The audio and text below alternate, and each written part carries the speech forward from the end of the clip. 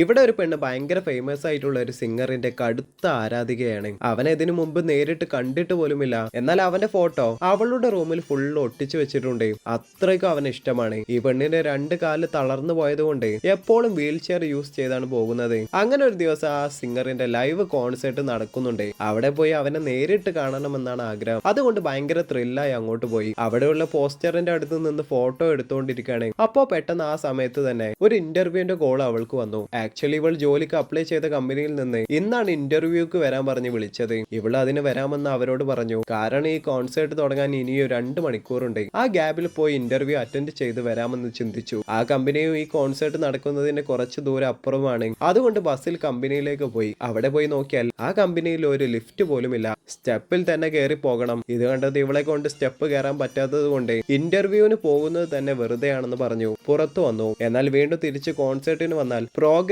തുടങ്ങിയത് കൊണ്ട് ഇവളെ അകത്തേക്ക് വിടുന്നില്ല. ഇവളും കുറെ കെഞ്ചി നോക്കി. പെട്ടെന്ന് ഇവളുടെ കയ്യിലുള്ള ടിക്കറ്റ് എടുത്ത് കാണിക്കാമെന്ന് വിചാരിച്ചാൽ ആ ടിക്കറ്റും ബസ്സിൽ കയറിയപ്പോൾ അതിൽ വീണ് പോയിട്ടുണ്ട്. അവസാനം അകത്ത് പോകാൻ പറ്റാതെ സ്റ്റേഡിയത്തിന്റെ പുറത്തു നിന്ന് അവന്റെ പാട്ട് കേട്ട് രസിച്ചുകൊണ്ടിരിക്കുകയാണ്. അതിനുശേഷം ആ കോൺസേർട്ട് കഴിഞ്ഞ് വീട്ടിലേക്ക് പോകാൻ നോക്കിയതും പെട്ടെന്ന് ഇവളുടെ ഫോൺ നിലത്ത് വീണ് പൊട്ടി ഓഫായി. പോകുന്ന വഴിയിൽ വീൽ ചെയറിന്റെ ബാറ്ററി കഴിഞ്ഞു. വഴിയിൽ നിന്ന് പോയി. മഞ്ഞ് വരെ പെയ്തുകൊണ്ടിരിക്കുകയാണ്. എന്താണ് ഇത്, രാവിലെ മുതലേ എല്ലാം ബാഡാണല്ലോ എന്ന് സങ്കടത്തിലാണ്. അപ്പൊ പെട്ടെന്ന് റോഡിൽ പോയിക്കൊണ്ടിരിക്കുന്ന ഒരു കാർ നിന്നു. അകത്ത് നിന്ന് ഒരുത്തൻ പുറത്തേക്ക് ഇറങ്ങി വന്നു. നോക്കിയാൽ അവൾക്ക് ഇഷ്ടമുള്ള ഫേമസ് സിംഗർ ആണ്. ഇവൾ റോഡിൽ മഞ്ഞത്ത് നിൽക്കുന്നത് കണ്ട് ഇവൾക്ക് ഹെൽപ്പ് ചെയ്യാൻ വേണ്ടി ഇറങ്ങി വന്നു. ഇവൾക്കും അവനെ കണ്ട സന്തോഷത്തിൽ എന്താണ് ചെയ്യേണ്ടതെന്ന് പോലും അറിയാതെ ഇരിക്കുകയാണ്. വന്നവന് ഒരു കർച്ചീഫ് കൊടുത്ത് മുഖം തുടക്കാൻ പറഞ്ഞു. ഇവൾ സന്തോഷത്തോടെ അത് വാങ്ങിയിട്ട് ഇവൾക്ക് അവനെ ഭയങ്കര ഇഷ്ടമാണെന്ന് പറഞ്ഞു. അത് നിന്റെ തലയിലുള്ള ബാൻഡ് കണ്ടാൽ തന്നെ അറിയാം, നിന്നെ ഞാൻ തന്നെ കൊണ്ടുപോയി വീട്ടിലേക്ക് ആക്കി തരാമെന്ന് പറഞ്ഞു. അത് കേട്ടത് രാവിലെ മുതൽ നടന്നതിന് ഇപ്പോ ലോട്ടറി അടിച്ചല്ലോ എന്ന സന്തോഷത്തിലാണ് ഇവളും. എന്നാൽ ഇവളുടെ ഭാഗ്യക്കേടിന്